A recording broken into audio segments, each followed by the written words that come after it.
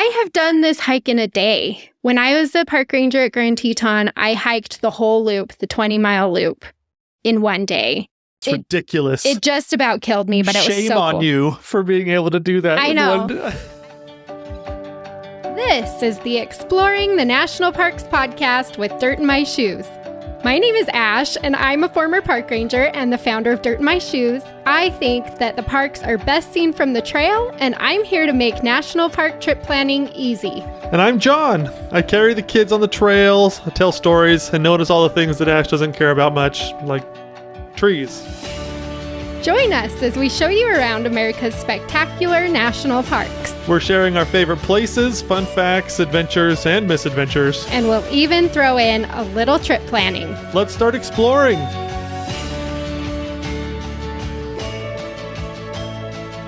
Today, we are taking you on a journey. Yes. A journey through my favorite national park. Which one is that? It's actually funny because I do have a favorite national park. It's Grand Teton. Yes. Which, of course. If you followed me for any length of time, it's funny because I have someone helping me on social media and stuff. And she, on one of these recent posts, put that, like, I can't choose a favorite. And I've had people messaging me like, I thought you had a favorite. I do. It's not even hard. It's not even a competition. So it's Grand Teton. Yes. And today we're going on a journey through Grand Teton on one of, I think, probably the most iconic trail that you can do in Grand Teton as either a part of a multi-day backpacking trip or just if you want a day hike for a minute. This trail is usually at the top of the list. Oh, yeah, definitely. The one that you'll want to do for sure if you love to hike. It's my favorite canyon. Is it? It actually is. Why? It's so beautiful. Well, they're all so beautiful. Okay, let me give you my reasons. But we're talking about Cascade Canyon, in case you didn't read the episode title. So John says Cascade Canyon is his favorite canyon in Grand Teton. Is that really true? Is. Okay. We've hiked in a few of the other canyons. I really love Cascade Canyon because I've mentioned it before. If you listened to, I think it's the Exploring Grand Teton episode, I kind of compared it to a specific scene in Lord of the Rings, which was pretty epic when Aragorn gets the sword that was remade. It's awesome. But anyways, on one side of the canyon, you can see the Grand Teton. Right. It's right there. And which is hard to beat. It's so hard to beat. I will say, so, because I worked as a park ranger in Grand Teton, and I've grown up going to Grand Teton. That's why it's my favorite. And I have hiked every canyon in that park. There are very few places in that park that I have not been. And I think I can still agree with you that, like, if you're looking for Grand Teton views while you're hiking, you really can't beat Cascade Canyon. No. You really can't. You can't. Plus, I really like front-loading my work and then kind of coasting. And I feel like that's how Cascade Canyon feels to me a little bit, because you do a bunch of work right up front, and then, like, there's no steepness. It's like you're just walking on a shelf for a long time. Yeah. It's so great. Until you're not. But yes, we'll get to that part. Yes, and there's moose up there pretty frequently. And so it's perfect. It's my favorite canyon. Interesting. I don't know if I could choose a favorite canyon. But I will say we are heading out to Cascade Canyon here pretty soon to take our kids on their very first backpacking trip. I'm so excited. So this is the canyon that we have chosen to introduce our children into the world of backpacking. I am so giddy with excitement just to share that with my kids. It's like there's not a better trail for a beginner backpacker in Grand Teton. I mean, the best park ever. I know. It's great. Let's jump in. We just want to take you on a journey through Cascade Canyon and kind of talk about what you'll see and what to expect, and give you some information in case you want to add this trail to your Grand Teton bucket list. Yes. Which you definitely should. So the thing that you want to know about Cascade Canyon before anything else, and this is true of pretty much any canyon in Grand Teton, your best season for hiking these canyons in the park is going to be about mid-July and into the early part of September. Right. Very small window. Oh, it's so short. If you go before mid-July, you will hit snow. Mm-hmm. Almost 100% guarantee. Yeah. You'll hit some snow, and some of the areas on these trails can get really hairy if they're snowy or icy. Right. And so I have just learned, and yes, I have hiked these trails in the snow before. Not nearly as fun. I will say that, but it can be really scary. And we'll talk about which parts of this trail can be scarier in the snow. But just know, if you have your heart set on this and you're wanting to go backpacking and you don't want to have to worry about the snow, even mid-July, you can still hit it. But that's about the timing where it's like, yeah, pretty much everything is thought out by now. Right. So keep that in mind. That's a huge part of enjoying this trail. Yeah. And getting to everywhere you're hoping to get to. Yeah. It's so funny. It's such a short period of time. And a few years ago, we were hiking the Teton Crest Trail, which does come in through this canyon for a part of it. But there were periods of time, like we were trying to get there when there wasn't snow, but also get there before the snow comes, but also when there's enough water in the streams that you can drink. And also before wildfire season obscures all your views. I know. So you have to navigate so many different things. Because I remember on one of the nights that we were backpacking, we had plenty of water. And then the next day, there was no water because the snow melted. Yeah, we did the Teton Crest. So this is a big 40-miler in Grand Teton. That's like the quintessential, like, if you're into backpacking, you have to do this. We'll do an episode about that sometime because I've been getting questions about that one. And anyway, we will cover it, but not today. But we did that trail and it goes through both forks of Cascade Canyon. Mm-hmm. And we did that trail. It was the end of July and we still hit snow. Mm-hmm. But we got good views because the wildfires came in the next week. Right. So we missed those, luckily. So yeah, the timing on this is really... It can be really difficult. Mm-hmm. If you're just day hiking, don't worry about it as much. Yeah. But if you're wanting to backpack or spend some time back in those canyons, then that's something you'll definitely need to think about as you're planning your trip. Right. So the thing that I really love about this trail and why we wanted to talk about it today is because this trail really is like a choose your own adventure type of trail. You can go as far as you want, and there's points of interest along the way in smaller increments. Right. And so you don't have to do a big, huge, long hike if you don't want to. You can still just do a part of it and have a great experience. Starting off, you'll access the Cascade Canyon Trail from Jenny Lake, most likely. Some people go up to String Lake and come down that way, which you can do. But for the bulk of people, you're parking at Jenny Lake and you're either hiking around Jenny Lake to the other side where Cascade Canyon starts, or you'll take the shuttle boat that leaves from South Jenny across the lake to the dock on the other side, which then picks up the trail from right there. Which is really fun. I love taking the shuttle boat, and it's actually really pretty.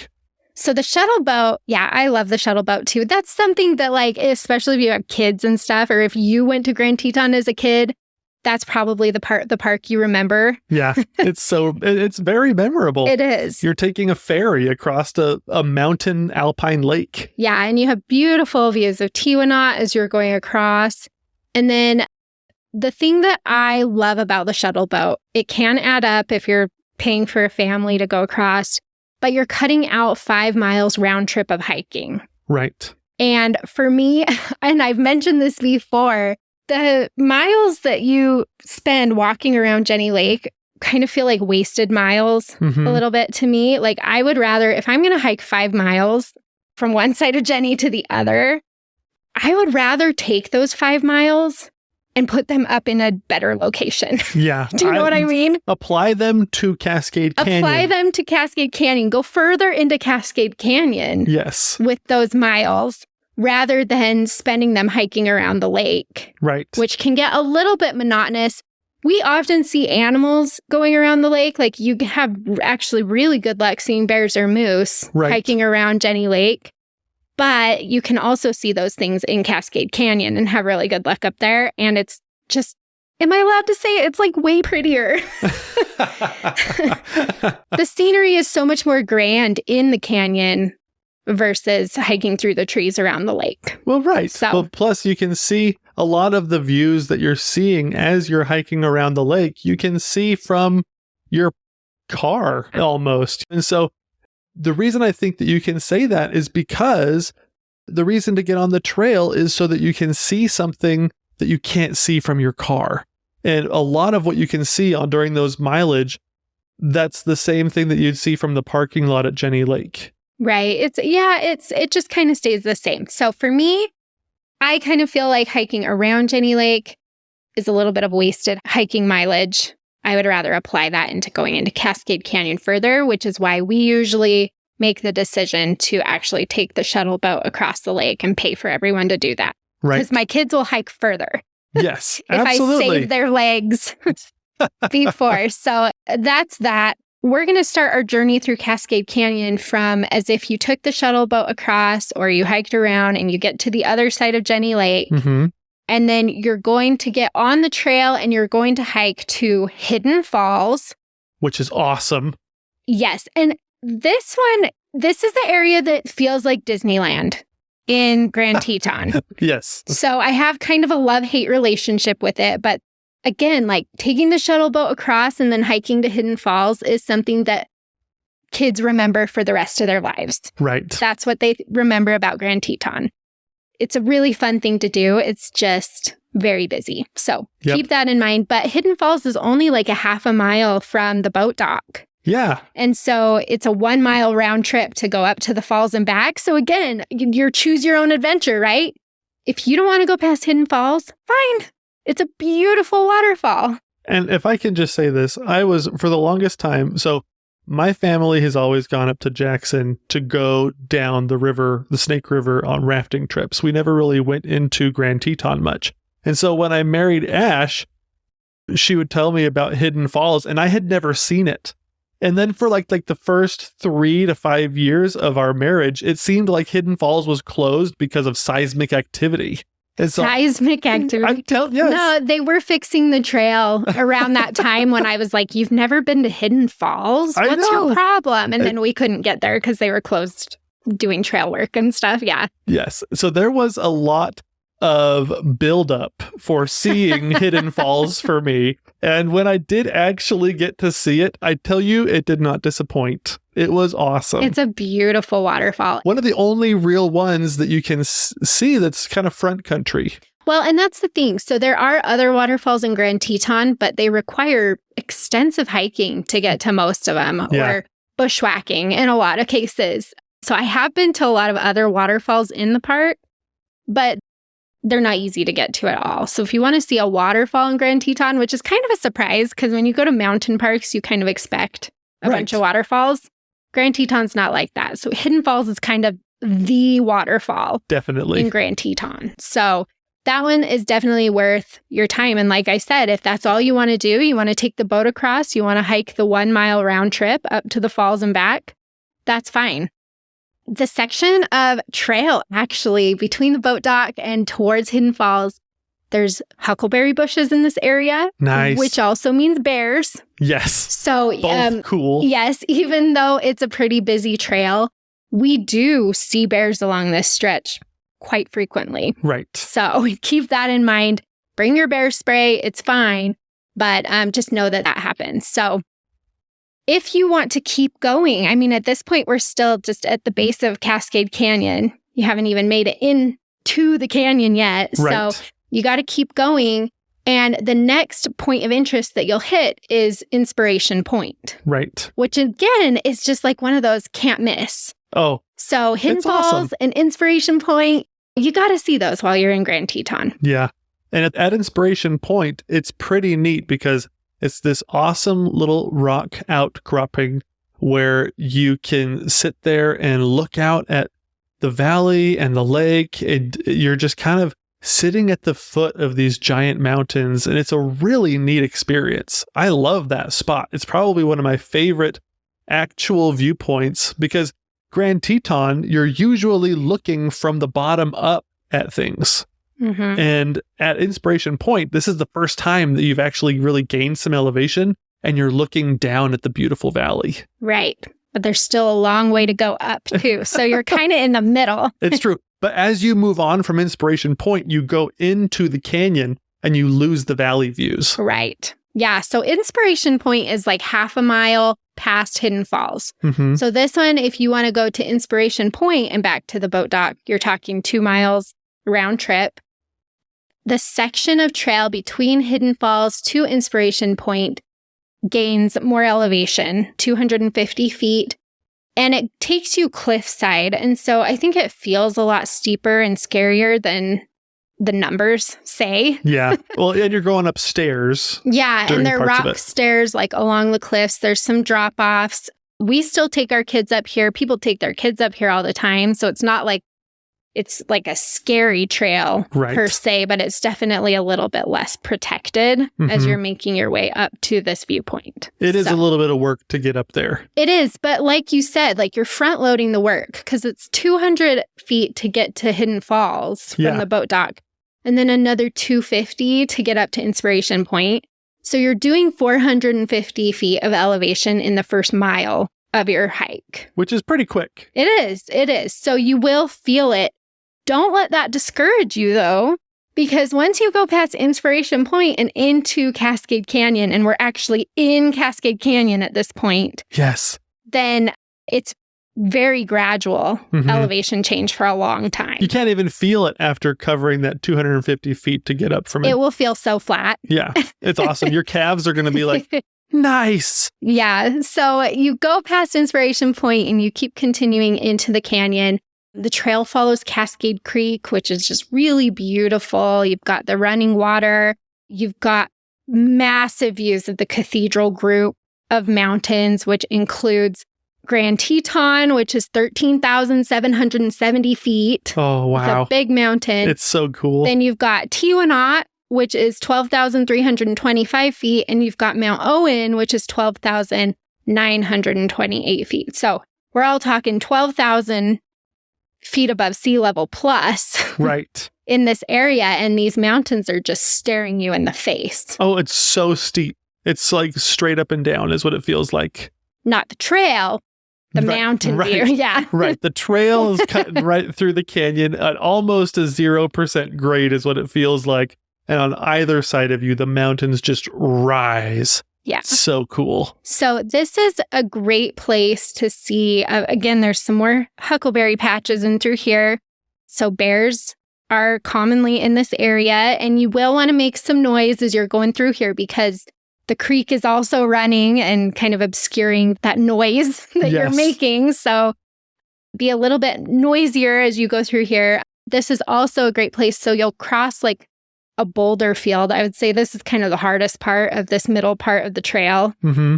When you're going through the boulders, Right. your footing isn't as sure. But as you go through this boulder field and get to the other side, you've got these Grand Teton views all around you. And then a lot of times there's moose in the meadows in this area. This is a really great place to try to see moose. And so you're just kind of moseying along with seriously like the most spectacular views you could possibly imagine. Right. And that boulder field is where you can also see like little pikas that pop up out of the Mhm. rocks, which are super cute. And you can hear them cheep. If Yes. you listen, you can hear them making their little cheep, cheep, cheep sound. It's awesome. And marmots, too. You are in the higher alpine area already. Just from going up that 1 mile to Inspiration Point really takes you into the area where you can see some of those higher elevation animals as well. It's awesome. So, yeah. And we mentioned that it feels mostly flat. That's because, like I said, from the boat dock up to Inspiration Point, you went up 450 feet in 1 mile. To get through Cascade Canyon, you're going up 500 feet over another 3.5 miles. Right. Totally different Totally grade. different. Yeah. It's going to feel a lot more flat to you. So at this point, after you go 4.5 miles from the boat dock, you reach the Cascade Canyon Forks. Which is a pretty important spot. This is an important spot. This is where you have a decision to make. So if you're day hiking, we like to just hike to the forks. Sometimes we just turn around there.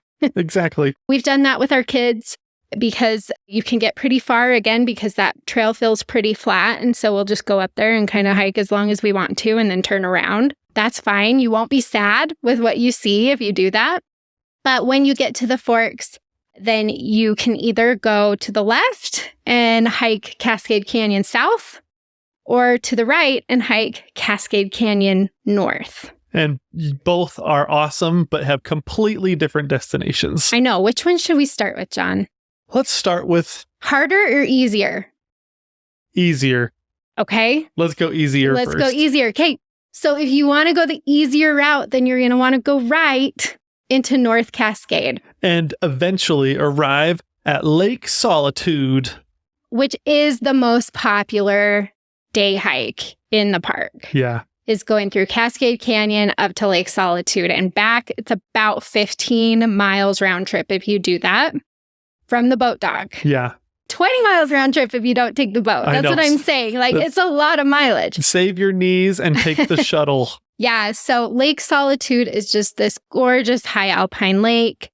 You've got Grand Teton views in the background, which is just, I mean, it's spectacular. Oh, when you're standing on the far side of Lake Solitude looking down the North Fork of the Cascade Canyon, I don't think there is any better framed mountain than the Grand Teton ever. Yeah. Like, it's amazing. You've got this reflection in front of you, so it's reflecting the Grand Teton, but then on both sides of the canyon looking down, it's this giant U-shaped glacier carved canyon. And then in the distance, you see Grand Teton, and it just looks so rugged. Like it looks like the mountains, almost like in The Hobbit when you have those giant like thunder monster rock monsters that are battling inside the canyon. It's just so cool. It looks like that process is still happening inside Cascade Canyon. Yeah, I'm glad you mentioned that because I think that North Cascade is probably the best example of a U-shaped glacier valley anywhere. Yeah. It's literally a U. I mean, it's just with the Grand Teton framed between the two sides. It's incredible. It blows your mind. It does. So if you, from the forks of Cascade Canyon, if you decide to go to North Cascade up to Lake Solitude, you're going to gain 1,200 feet of elevation during this stretch, and you're making it up to 9,000 feet above sea level. That's what Lake Solitude is at. So pretty high. It is. It is pretty high. And continuing past that, so just as a side note, if you don't want to do this, don't do this. But you can go to Lake Solitude and then turn around. Like I said, a ton of people do it that way. That's the most popular way to day hike Cascade Canyon. Yes. If you want to keep going, it's a 20-mile loop to go up and over the Paintbrush Divide from Lake Solitude and down into Paintbrush Canyon. And then you can come out that side by String Lake. Hike around to Jenny again. So it's crazy though. When you do that, it's like Lord of the Rings when Frodo and Sam have to take the winding stair up to to get into Mordor, because as you're standing at Lake Solitude looking down the canyon, if you look to your left, that is the trail that takes you up and over to the Paintbrush Divide, and it is so steep, so hard. I feel like if I almost died on a trail of exhaustion, that was the trail. It was so bad. Do you think it was worse than the Grand Canyon, hiking out of the Grand Canyon? Yes, because I wasn't expecting it. Oh, really? I think the Grand Canyon, I was mentally prepared for it. But when we were doing the Paintbrush Divide, I was like, oh, Shelob is at the top, and I am going to welcome her eating me because it'll put me out of my misery. Oh my gosh. So the divide is 10,700 feet above sea level. When we talk about the divide, that's like the little mountain pass that you go up and over to get from Cascade Canyon to Paintbrush Canyon. Right. So it's the high point of this trail. You're going up 1,700 feet in about 2 miles. Which is so it is. Much. It's really steep. I have done this hike in a day. When I was the park ranger at Grand Teton, I hiked the whole loop, the 20-mile loop, in one day. It's ridiculous. It just about killed me, but it was so cool. Shame on you for being able to do that. I know. I know. And this is also the point where especially if you go before mid-July, but even into later July, you will probably hit snow on the other side of the Paintbrush Divide as you're going down into Paintbrush Canyon. And that snow is treacherous. I mean, it's like a straight shot down the mountain if you slip. So I would not do that if it's still kind of early in July. It's not the best option. Yes. So Jenny Lake Rangers, there's climbing rangers at Jenny Lake. I don't know if you knew that. I don't think I did know that. Yeah, they have actual mountain climbing park rangers at Jenny Lake. Sweet. And they keep a blog that keeps all the trail conditions current. So if you are going to go past Lake Solitude, if you want to do any of the rest of this, I would definitely check their blog before you do that. That makes a lot of sense. Make sure you don't need an ice axe because you need one pretty far into the summer to get up and over and down into Paintbrush. Do they hike that? Like, do they just take turns hiking it like you did? Dude, they're out in the mountains all the time. They just, they see everything. Like, their trail updates are the best trail updates of any national park. That's awesome. Because they are so on top of things. I don't know why this voice is in my head, but I just keep picturing like, yeah, dude, we just went up and over the Paintbrush Divide. It was awesome. They're the coolest people on the planet. They're so cool. Noted that I would love to interview one of them for the podcast sometime. We need to get that in motion because they have some crazy stories. So that is the North Fork of Cascade Canyon. And it's incredible. It is. It's so cool. So you don't have to go down into Paintbrush Canyon. You don't have to do the divide, like I said, but that's a really cool trip if you can. We've done it backpacking where we go up and over from Lake Solitude and down, and then we camp at Holly Lake for the night. Oh, that was so good. And that's amazing. So that's a good, if you want to break it into 2 days, try to get a permit at Holly Lake. That's a really good destination to aim for. Yes. That's probably why I have the memory that I do of it being so difficult because I was carrying a whole backpack. We were backpacking. Yeah. If it was a day pack, I'd like to think that I would do better. I'm not. Let's just assume that I would. Oh my gosh. So let's head to the harder fork. Yes. South Fork. Yeah. We'll go to the South Fork of Cascade Canyon. From the forks, where you have to make your decision, it's 2,500 feet of elevation to Hurricane Pass. Again, your other pass before you drop up and over into another area of the park. Right. That's kind of the high point. So basically, you either turn around and go back the way you came, or you have to climb up and over something crazy. Either direction. Either direction. Yeah. Hurricane Pass is 10,300 feet above sea level. So it's 400 feet less than the Paintbrush Divide, but it's much steeper the whole way getting up there than it is to go up the North Fork to Lake Solitude. So that's why it's harder. The thing about the South Fork as well, like you get really good Grand Teton views because you're going right behind Grand Teton on this trail. But as far as like actual destinations, there isn't really one. Right. Until you get to Hurricane Pass. Right. It's really interesting, but it's so pretty. Like I remember we camped in the South Fork right after we came up and over Hurricane Pass. And that area is just so beautiful. It is. There's water everywhere. And again, you just get those big Grand Teton views. I have to say that I think Hurricane Pass is my favorite high elevation pass in Grand Teton.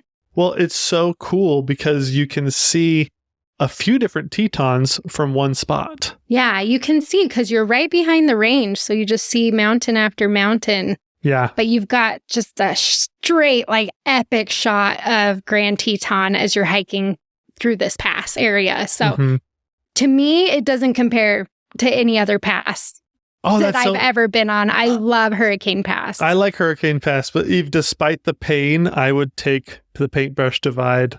I thought that was so cool. But the views of the Grand Teton are not as epic from the Paintbrush Divide because you're getting further away from the Grand Teton. But I like the side view. I disagree. Hurricane Pass, man, because the mountain is in your face. You're right there, and you're looking at like straight on. Yeah, it's pretty cool. You can't beat it. You can't beat it. I do not agree with you on that. I like the Paintbrush Divide, but Hurricane Pass is my favorite. So I'll grant you that. If you go up and over Hurricane Pass, then you get down into the Alaska Basin, which is part of the Forest Service, actually, but there's a lot of really cool trails back there. If you want to continue beyond, I recommend connecting to Death Canyon from that side. So you hike along the Death Canyon shelf, which is amazing. Oh, yeah. And down into Death Canyon. So that's another cool loop. So again, a lot of times, like if you're not just day hiking in Cascade, you're going to want to spend a night back there in the backcountry somewhere and hook it into another canyon somewhere.